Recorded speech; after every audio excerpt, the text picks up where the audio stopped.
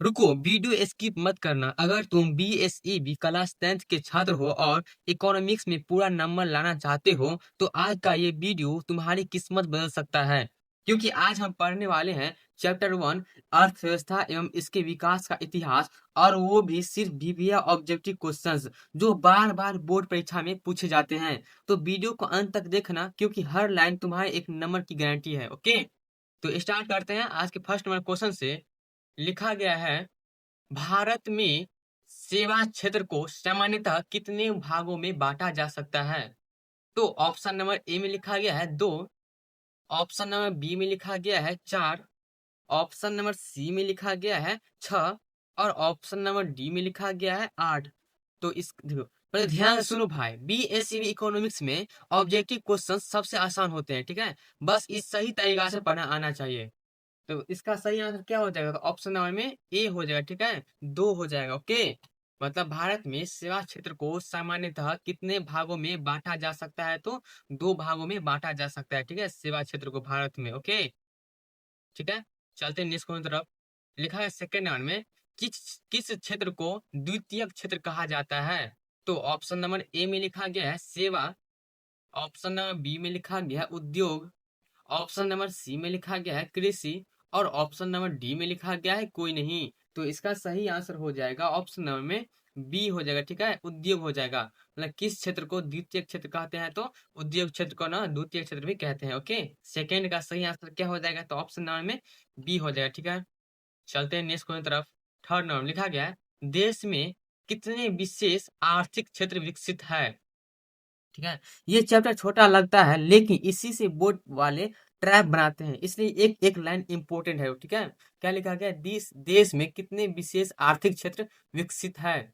तो option number A में लिखा गया है 10, ऑप्शन नंबर बी में लिखा गया है 7, ऑप्शन नंबर सी में लिखा गया है 15 और ऑप्शन नंबर डी में लिखा गया है 5। तो इसका सही आंसर हो जाएगा ऑप्शन नंबर में बी हो जाएगा, ठीक है, 7 हो जाएगा। देश में कितने विशेष आर्थिक क्षेत्र विकसित है? तो 7 जो है ना विशेष आर्थिक क्षेत्र विकसित है। ओके, थर्ड का सही आंसर क्या हो जाएगा? तो ऑप्शन नंबर में बी हो जाएगा, ठीक है। चलते हैं नेक्स्ट क्वेश्चन तरफ। चौथा नंबर लिखा गया है, भारत में नीति आयोग की स्थापना कब हुई?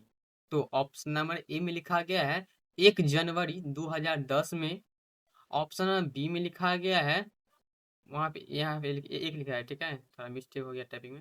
लिखा गया 1 जनवरी 2015 ईस्वी में, ऑप्शन नंबर सी में लिखा गया है 1 जनवरी 2014 ईस्वी में और ऑप्शन नंबर डी में लिखा गया है 1 जनवरी 2005 ईस्वी में। तो इसका सही आंसर हो जाएगा ऑप्शन नंबर में बी हो जाएगा, ठीक है, 1 जनवरी 2015 ईस्वी में ना भारत में नीति आयोग की स्थापना हुई थी। ओके, तो फोर्थ का सही आंसर क्या हो जाएगा? तो ऑप्शन नंबर में बी हो जाएगा, ठीक है, सही आंसर। चलते हैं नेक्स्ट क्वेश्चन तरफ। लिखा गया है 5 नंबर में, लिखा है, निम्न में से कौन से देश में मिश्रित अर्थव्यवस्था है? तो ऑप्शन नंबर ए में लिखा गया है अमेरिका, ऑप्शन नंबर बी में लिखा गया है भारत, ऑप्शन नंबर सी में लिखा गया है चीन और ऑप्शन नंबर डी में लिखा गया है कोई नहीं। तो इसका सही आंसर हो जाएगा ऑप्शन नंबर में बी हो जाएगा, ठीक है, भारत हो जाएगा। और निम्न में से कौन से देश में मिश्रित अर्थव्यवस्था है? तो भारत देश में ना मिश्रित अर्थव्यवस्था है, ठीक है। तो 5 का सही आंसर क्या हो जाएगा? तो ऑप्शन नंबर में बी हो जाएगा, ठीक है, 5 का। ओके, चलते हैं नेक्स्ट क्वेश्चन तरफ। लिखा गया 6 नंबर में, जिस देश की राष्ट्रीय आय या प्रति व्यक्ति आय अधिक होती है वह देश कहलाता है। तो जिस देश की राष्ट्रीय आय एवं प्रति व्यक्ति आय अधिक होती है वह देश क्या कहलाता है? तो ऑप्शन नंबर ए में लिखा गया है अविकसित, ऑप्शन नंबर बी में लिखा गया है विकसित, ऑप्शन नंबर सी में लिखा गया है अर्धविकसित और ऑप्शन नंबर डी में लिखा गया है कोई नहीं। तो इसका सही आंसर हो जाएगा ऑप्शन नंबर 6 नंबर का बी हो जाएगा, ठीक है, विकसित हो जाएगा। मतलब जिस देश की राष्ट्रीय आय या प्रति व्यक्ति आय अधिक होती है वह देश क्या कहलाता है? तो विकसित देश कहलाता है, ठीक है। तो 6 नंबर का सही आंसर क्या हो जाएगा? तो ऑप्शन नंबर में बी हो जाएगा, ठीक है। चलते हैं नेक्स्ट की तरफ। 7 नंबर में लिखा गया है, कौन बीमारू राज्य नहीं है? तो ऑप्शन नंबर ए में लिखा गया है बिहार, ऑप्शन नंबर बी में लिखा गया है Madhya Pradesh, option number C में लिखा गया है कर्नाटक और ऑप्शन नंबर डी में लिखा गया उड़ीसा। तो इसका सही आंसर हो जाएगा ऑप्शन नंबर में क्या हो जाएगा? इसका सही आंसर 7 का तो सी हो जाएगा, ठीक है, कर्नाटक हो जाएगा। मतलब कौन बीमारू राज्य नहीं है, तो कर्नाटक जो है ना वो बीमारू राज्य नहीं है, ठीक है। ठीक है, अर्थव्यवस्था का मतलब क्या होता है? अर्थव्यवस्था का मतलब सिर्फ किताब नहीं, ये हमारी रोज की जिंदगी से जुड़ा हुआ विषय है। इसी इसी वजह से सवाल घुमा कर आते हैं, ठीक है। चलते हैं नेक्स्ट तरफ। लिखा गया है निम्न में कौन बीमारू राज्य है। इसमें क्या लिखा है? बिहार राज्य नहीं है। और इसमें क्या लिखा है? बिहार राज्य है। तो ऑप्शन नंबर ए में लिखा गया है बिहार। ऑप्शन नंबर बी में लिखा गया है Madhya Pradesh. Option number C में लिखा गया ओडिशा। और ऑप्शन नंबर डी में लिखा गया इनमें से सभी। तो इसका सही आंसर हो जाएगा ऑप्शन नंबर में डी हो जाएगा, ठीक है। बिहार भी होगा, बिहार राज्य, मध्य प्रदेश भी होगा, ओडिशा भी होगा, मतलब इनमें से सभी होगा, ठीक है। चलते हैं नेक्स्ट क्वेश्चन तरफ। लिखा गया है, 1 मिनट रुकिए।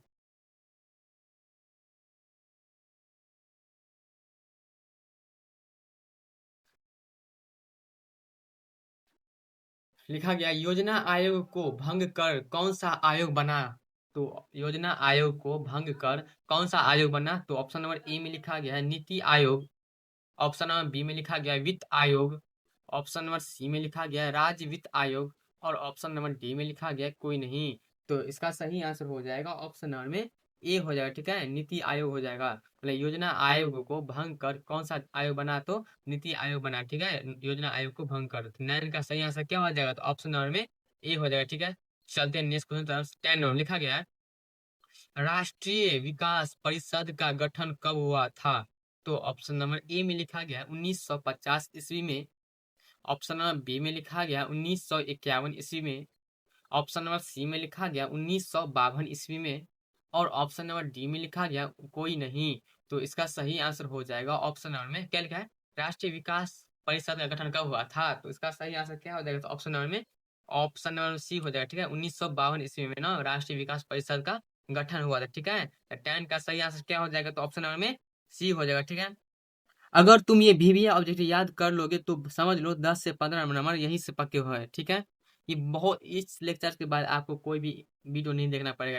इस वीडियो में पूरा कवर किया गया है, ठीक है। वीवीआ क्वेश्चन बैंक और मोड पेपर तीनों से जो 2026 एग्जाम के लिए बहुत बहुत इंपॉर्टेंट है, ओके। चलते हैं 11 नंबर। लिखा गया निम्न में से किस राज्य को पिछड़ा राज्य कहा जाता है। तो ऑप्शन नंबर ए में लिखा गया है पंजाब को। ऑप्शन नंबर बी में लिखा गया है केरल को। ऑप्शन नंबर सी में लिखा गया है बिहार को। और ऑप्शन नंबर डी में लिखा गया है दिल्ली को। तो इसका सही आंसर हो जाएगा ऑप्शन नंबर में सी हो जाएगा, ठीक है। बिहार को ना पिछड़ा राज्य कहा जाता है, ठीक है। क्या लिखा है, निम्न में से किस राज्य को पिछड़ा राज्य कहा जाता है। तो बिहार को ना पिछड़ा राज्य का बिहार को पिछड़ा राज्य कहा जाता है, ठीक है। 11 का सही आंसर क्या हो जाएगा, तो ऑप्शन नंबर में सी हो जाएगा, ठीक है। चलते हैं नेक्स्ट क्वेश्चन तरफ। लिखा गया 12 नंबर में एक समाजवादी अर्थव्यवस्था में सर्वाधिक बल किस पर दिया जाता है। तो ऑप्शन नंबर ए में लिखा गया आर्थिक स्वतंत्रता पे। ऑप्शन नंबर बी में लिखा गया उत्पादन कुशलता पे। ऑप्शन नंबर सी में लिखा गया अधिकतम लाभ अर्जन पे। और ऑप्शन नंबर डी में लिखा गया लोक कल्याण कल्याण पे। तो इसका सही आंसर हो जाएगा ऑप्शन नंबर में 12 का डी हो जाएगा, ठीक है, लोक कल्याण पे। मतलब एक समाजवादी अर्थव्यवस्था में सर्वाधिक बल किस पर दिया जाता है, तो लोक कल्याण पर दिया जाता है, ठीक है। तो 12 का सही आंसर क्या हो जाएगा, तो ऑप्शन ऑप्शन नंबर में डी हो जाएगा, ठीक है। चलते हैं नेक्स्ट क्वेश्चन तरफ। लिखा गया 13 नंबर में यह भारतीय योजना आयोग के प्रथम अध्यक्ष कौन थे। तो मतलब भारतीय क्या लिखा, भारतीय योजना आयोग के प्रथम अध्यक्ष कौन थे। तो ऑप्शन नंबर ए में लिखा गया है मोरारी जी देसाई। ऑप्शन नंबर बी में लिखा गया Lal Bahadur Shastri. Option number C में लिखा गया पंडित जवाहरलाल नेहरू। और ऑप्शन नंबर डी में लिखा गया राजीव गांधी। तो इसका सही आंसर हो जाएगा ऑप्शन नंबर में सी हो जाएगा, ठीक है, पंडित जवाहरलाल नेहरू। मतलब भारतीय योजना योजना आयोग के प्रथम अध्यक्ष कौन थे, तो पंडित जवाहरलाल नेहरू जी थे, ठीक है। तो 13 का सही आंसर क्या हो जाएगा, तो ऑप्शन नंबर में सी हो जाएगा, ठीक है, 13 का।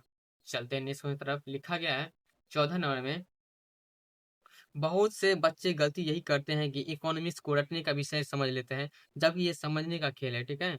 चलते हैं नेक्स्ट। लिखा गया नेक्स्ट क्वेश्चन में लिखा अर्थव्यवस्था के विकास अर्थव्यवस्था किस क्षेत्र से हरित क्रांति संबंधित है। अर्थव्यवस्था के किस क्षेत्र से हरित क्रांति संबंधित है। तो ऑप्शन नंबर ए में लिखा गया है प्राथमिक क्षेत्र से। ऑप्शन नंबर बी में लिखा गया है द्वितीयक क्षेत्र से।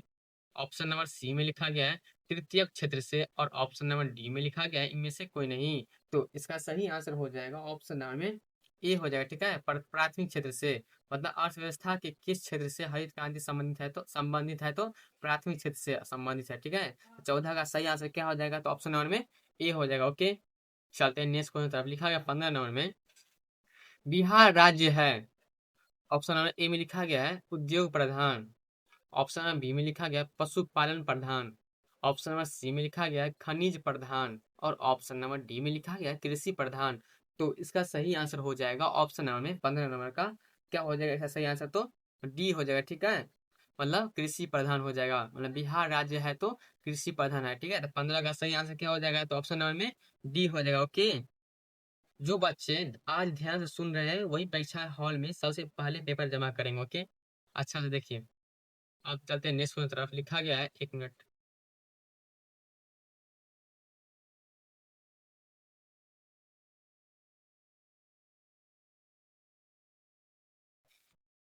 लिखा गया भारत की आर्थिक व्यवस्था कैसी है। तो ऑप्शन नंबर ए में लिखा गया पूंजीवादी, ऑप्शन नंबर बी में लिखा गया समाजवादी, ऑप्शन नंबर सी में लिखा गया साम्यवादी, और ऑप्शन नंबर डी में लिखा गया मिश्रित। तो इसका सही आंसर हो जाएगा ऑप्शन नंबर 16 नंबर का डी हो जाएगा, ठीक है। मिश्रित हो जाएगा, मतलब भारत की आर्थिक व्यवस्था कैसी है तो मिश्रित है, ठीक है। तो 16 का सही आंसर क्या हो जाएगा, तो ऑप्शन नंबर में डी हो जाएगा, ठीक है। चलते हैं नेक्स्ट क्वेश्चन तरफ। 17 नंबर में लिखा गया है प्राथमिक क्षेत्र में कौन सी आर्थिक क्रिया शामिल है। प्राथमिक क्षेत्र में कौन सी आर्थिक क्रिया शामिल है, तो ऑप्शन नंबर ए में लिखा गया है कृषि, ऑप्शन नंबर बी में लिखा गया है खनन, ऑप्शन नंबर सी में लिखा गया पशुपालन, और ऑप्शन नंबर डी में लिखा गया इनमें से सभी। तो इसका सही आंसर हो जाएगा,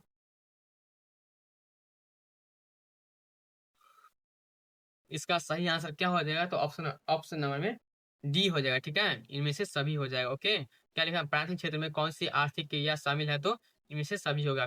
कृषि भी है, खनन भी है, पशुपालन भी है, मतलब इनमें से सभी है। ओके, चलते नेक्स्ट क्वेश्चन तरफ। लिखा 18 नंबर में, 2011 की जनगणना के अनुसार भारत की आबादी थी।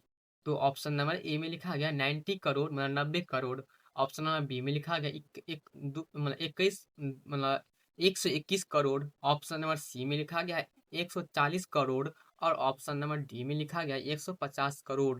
तो इसका सही आंसर हो जाएगा ऑप्शन नंबर में बी हो जाएगा, ठीक है। 121 करोड़ हो जाएगा। ओके, मतलब 2011 की जनगणना के अनुसार भारत की आबादी थी तो 121 करोड़ था। ओके, 18 का सही आंसर क्या हो जाएगा, तो ऑप्शन नंबर में बी हो जाएगा, ठीक है। चलते हैं नेक्स्ट क्वेश्चन तरफ। लिखा गया 19 नंबर में, बीएसईबी बोर्ड बार बार वही कंसेप्ट घुमा फिरा कर पूछता है, इसलिए बीबीए ऑब्जेक्टिव बहुत जरूरी है। ओके, लिखा गया 19 नंबर में, समाजवादी अर्थव्यवस्था का गुण है। तो ऑप्शन नंबर ए में लिखा गया है निजी लाभ, ऑप्शन नंबर बी में लिखा गया है मूल्य तंत्र, ऑप्शन नंबर सी में लिखा गया है सामाजिक कल्याण, और ऑप्शन नंबर डी में लिखा गया है साधनों का निजी स्वामित्व। तो इसका सही आंसर हो जाएगा ऑप्शन नंबर में 19 नंबर का क्या हो जाएगा, तो सी हो जाएगा, ठीक है। सामाजिक कल्याण हो जाएगा, मतलब समाजवादी अर्थव्यवस्था का गुण है तो सामाजिक कल्याण है, ठीक है। 19 का सही आंसर क्या हो जाएगा, तो ऑप्शन नंबर में सी हो जाएगा, ठीक है। सामाजिक कल्याण, समाजवादी अर्थव्यवस्था का गुण है तो सामाजिक कल्याण है, ठीक है। 19 का सही आंसर क्या हो जाएगा, तो ऑप्शन नंबर में सी हो जाएगा, ठीक है। चलते हैं नेक्स्ट को तरफ। 29 लिखा गया है निम्न में से कौन प्राथमिक क्षेत्र से संबंधित है। तो ऑप्शन नंबर ए में लिखा गया सेवा क्षेत्र, ऑप्शन नंबर बी में लिखा गया औद्योगिक क्षेत्र, ऑप्शन नंबर सी में लिखा गया कृषि क्षेत्र, और ऑप्शन नंबर डी में लिखा गया इनमें से कोई नहीं। तो इसका सही आंसर हो जाएगा ऑप्शन नंबर में 20 नंबर का सी हो जाएगा, ठीक है। कृषि क्षेत्र हो जाएगा। और निम्न में से कौन प्राथमिक क्षेत्र से संबंधित है, तो कृषि क्षेत्र है, ठीक है। प्राथमिक क्षेत्र से संबंधित 20 का सही आंसर क्या हो जाएगा, तो ऑप्शन नंबर में सी हो जाएगा, ठीक है। चलते हैं नेक्स्ट क्वेश्चन तरफ। लिखा गया है 21 नंबर में, बिहार के विकास के बिना भारत का विकास संभव नहीं है, यह कथन किसका है। यह किसने बोला कि बिहार के विकास के बिना भारत का विकास संभव नहीं है, तो ऑप्शन नंबर ए में लिखा गया है Rajendra Prasad, option number B में लिखा गया है APJ Abdul Kalam, option number C में लिखा गया महमूद उल हक, और ऑप्शन नंबर डी में लिखा गया महात्मा गांधी। तो इसका सही आंसर हो जाएगा ऑप्शन नंबर में 21 नंबर का क्या हो जाएगा, 21 नंबर का ऑप्शन नंबर में बी हो जाएगा, ठीक है। एपीजे अब्दुल कलाम जी बोले क्या थे, तो बिहार का विकास के बिना भारत का विकास संभव नहीं है, ठीक है। बोले थे। चलते हैं 22 नंबर में लिखा गया है, आर्थिक विकास का तीसरा क्षेत्र क्या है? तो ऑप्शन नंबर ए में लिखा गया है कृषि, ऑप्शन नंबर बी में लिखा गया है उद्योग, ऑप्शन नंबर सी में लिखा गया है विनिर्माण और ऑप्शन नंबर डी में लिखा गया है सेवा। तो इसका सही आंसर हो जाएगा ऑप्शन नंबर 22 का डी हो जाएगा, ठीक है, सेवा हो जाएगा।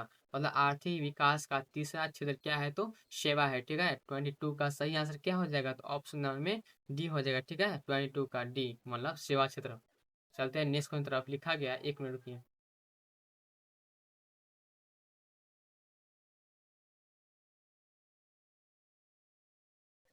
23 नंबर लिखा गया,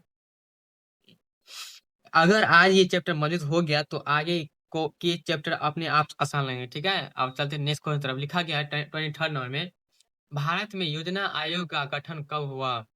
तो ऑप्शन नंबर मतलब भारत में योजना आयोग का गठन कब हुआ? तो ऑप्शन नंबर ए में लिखा गया 15 मार्च 1950 ईस्वी में, ऑप्शन नंबर बी में लिखा गया 15 मार्च 1951 ईस्वी में, ऑप्शन नंबर सी में लिखा गया 15 अप्रैल 1950 ईस्वी में और ऑप्शन नंबर डी में लिखा गया 15 अप्रैल 1951 ईस्वी में। तो इसका सही आंसर हो जाएगा ऑप्शन नंबर 23 का क्या हो जाएगा? तो ए हो जाएगा, ठीक है, 15 मार्च 1950 ईस्वी में हो जाएगा, ठीक है।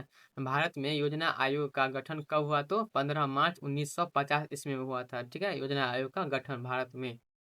चलते हैं नेक्स्ट क्वेश्चन तरफ। 24 में लिखा गया है, कृषि का विकास करना किस पंचवर्षीय योजना का मुख्य उद्देश्य है? मतलब कृषि का विकास करना किस किस पंचवर्षीय योजना का मुख्य उद्देश्य है? तो ऑप्शन नंबर ए में लिखा गया है पहली, ऑप्शन नंबर बी में लिखा गया है दूसरी, ऑप्शन नंबर सी में लिखा गया है तीसरी और ऑप्शन नंबर डी में लिखा गया है पांचवी। तो इसका सही आंसर हो जाएगा ऑप्शन नंबर में ए हो जाएगा, ठीक है, पहली हो जाएगा। मतलब कृषि का विकास करना किस पंचवर्षीय योजना का मुख्य उद्देश्य है? तो पहली है, ठीक है। 24 का सही आंसर क्या हो जाएगा? तो ऑप्शन नंबर में ए हो जाएगा, ठीक है, पहली हो जाएगा। ओके, चलते नेक्स्ट क्वेश्चन तरफ। लिखा गया 25 नंबर में, मानव विकास रिपोर्ट का प्रकाशन निम्न में से किसके द्वारा किया जाता है?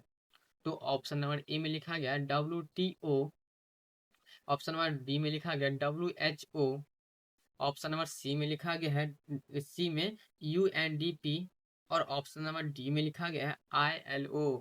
तो इसका सही आंसर हो जाएगा ऑप्शन नंबर में सी हो जाएगा, ठीक है, UNDP हो जाएगा। मतलब भारत मानव विकास रिपोर्ट का प्रकाशन निम्न में से किसके द्वारा किया जाता है? तो UNDP के द्वारा किया जाता है, ठीक है। 25 का सही आंसर क्या हो जाएगा? तो ऑप्शन नंबर में सी हो जाएगा। ओके, 26 नंबर में लिखा गया है, भारत का पहला मानव विकास रिपोर्ट किस प्रधानमंत्री द्वारा जारी किया गया था?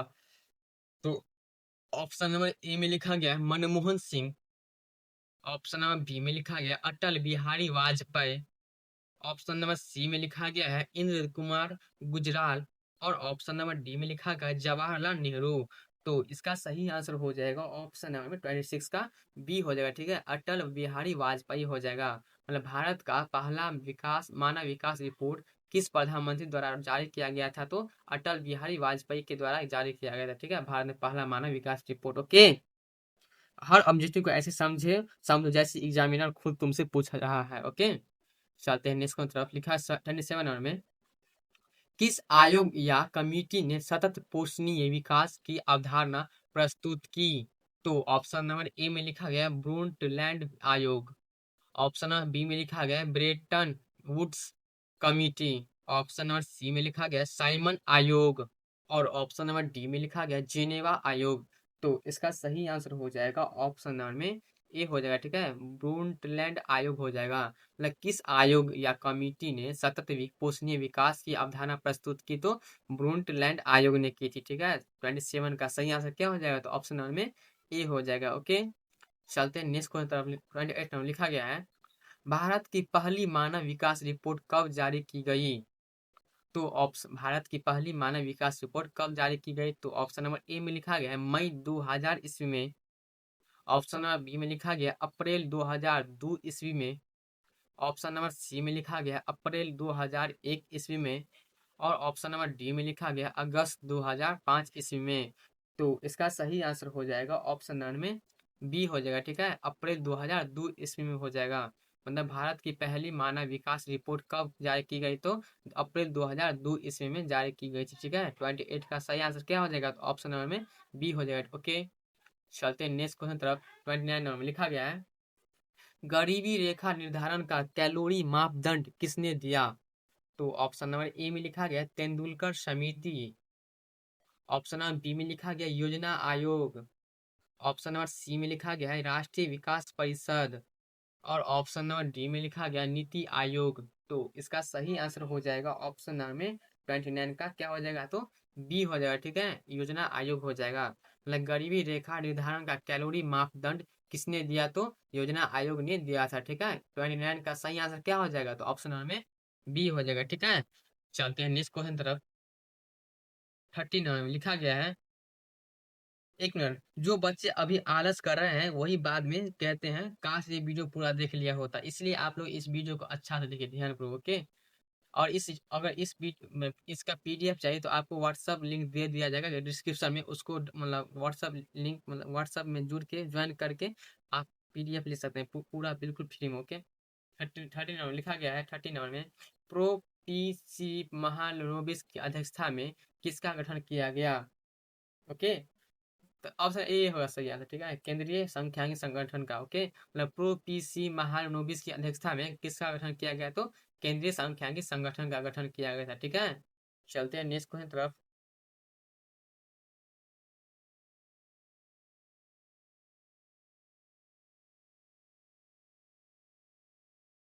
लिखा गया है 31 नंबर में, खनन को किस क्षेत्र में शामिल करते हैं?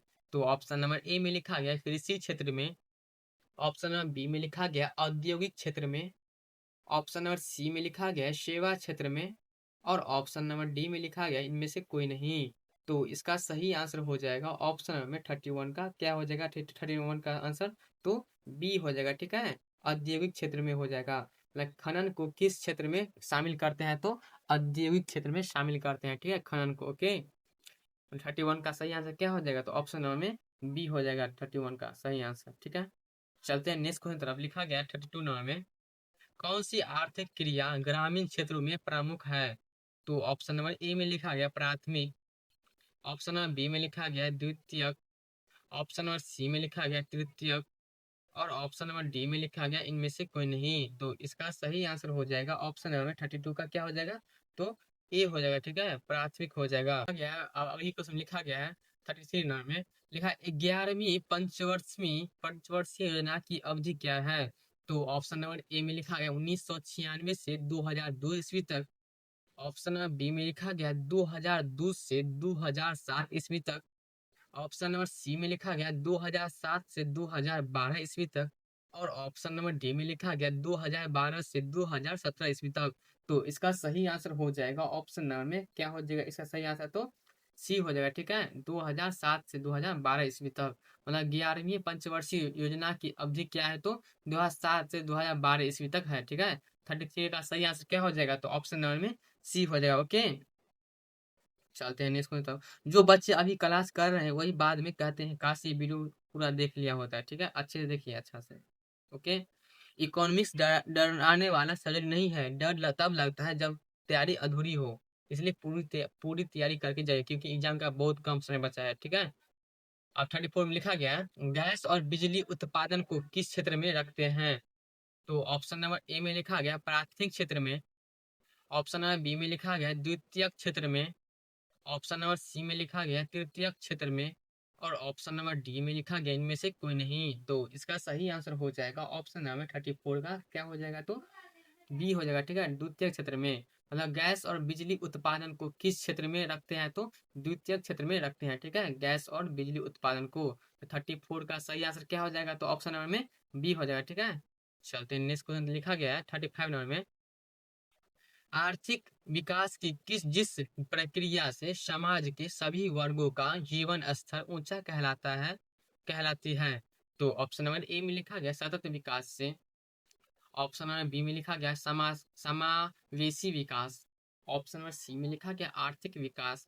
और ऑप्शन नंबर डी में लिखा गया इनमें से सभी। तो इसका सही आंसर हो जाएगा ऑप्शन नंबर में बी हो जाएगा, ठीक है, समावेशी विकास हो जाएगा। मतलब आर्थिक विकास की जिस प्रक्रिया से समाज के सभी वर्गों का जीवन स्तर ऊंचा कहलाती है, क्या कहलाती है, तो समावेशी विकास कहलाती है, ठीक है। 35 का सही आंसर क्या हो जाएगा, तो ऑप्शन नंबर में बी हो जाएगा, ठीक है। चलते हैं नेक्स्ट क्वेश्चन तरफ। 36 में लिखा गया है, भारत की पहली मानव विकास रिपोर्ट किसने तैयार की, तो ऑप्शन नंबर ए में लिखा गया है योजना आयोग ने, ऑप्शन नंबर बी में लिखा गया है राष्ट्रीय विकास परिषद ने, ऑप्शन नंबर सी में लिखा गया है विश्व बैंक ने, और ऑप्शन नंबर डी में लिखा गया है संयुक्त राष्ट्र विकास कार्यक्रम। तो इसका सही आंसर हो जाएगा ऑप्शन नंबर में ए हो जाएगा, ठीक है, योजना आयोग ने। तो भारत की पहली मानव विकास रिपोर्ट किसने तैयार की, तो योजना आयोग ने तैयार की थी, ठीक है। 36 का सही आंसर क्या हो जाएगा, तो ऑप्शन नंबर में ए हो जाएगा, ओके। चलते हैं नेक्स्ट क्वेश्चन। 37 नंबर में लिखा गया सकल घरेलू उत्पाद में किस क्षेत्र का योगदान सर्वाधिक है, एक मिनट, ऑप्शन इधर होगा।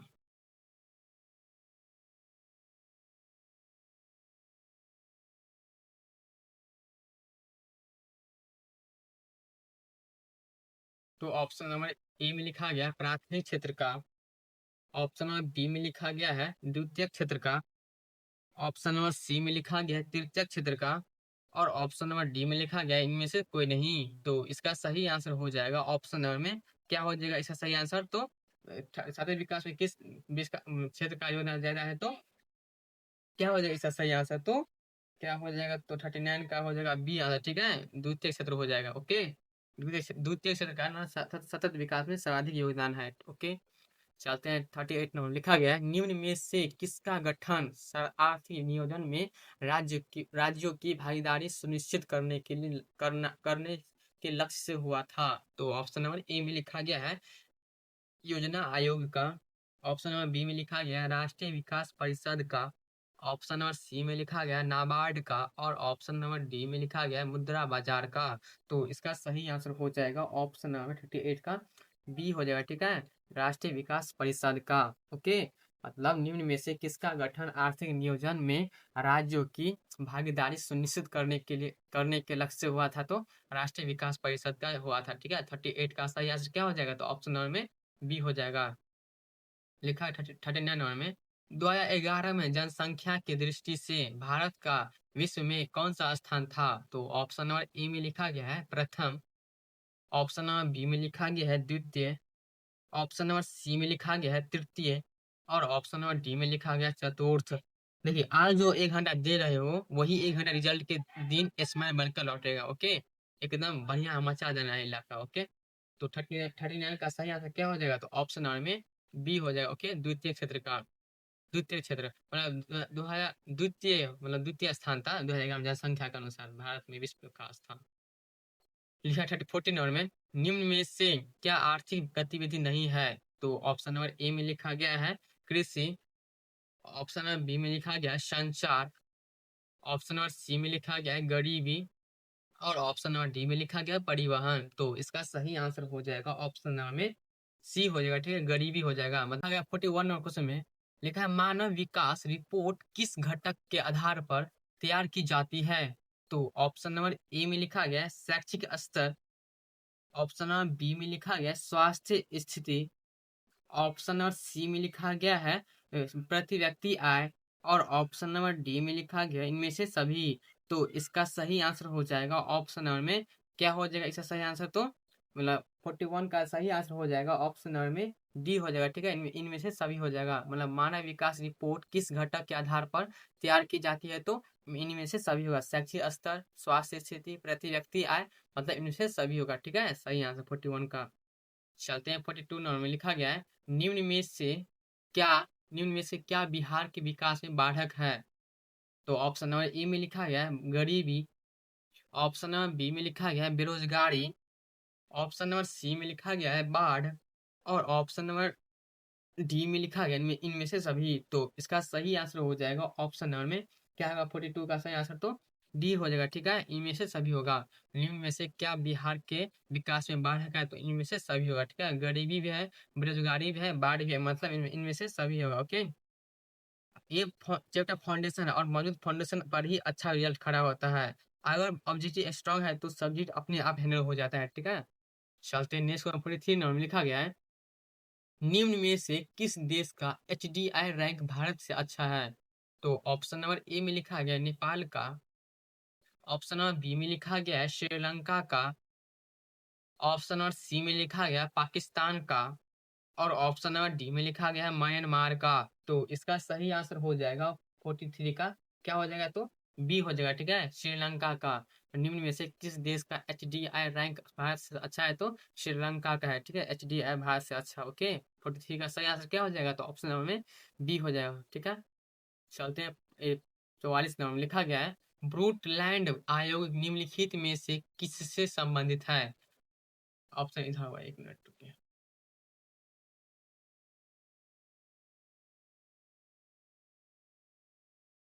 लिखा गया ऑप्शन नंबर ए में आधारणी धारणीय विकास, ऑप्शन नंबर बी में लिखा गया है गरीबी, ऑप्शन नंबर सी में लिखा गया है बेरोजगारी, और ऑप्शन नंबर डी में लिखा गया है समावेशी विकास।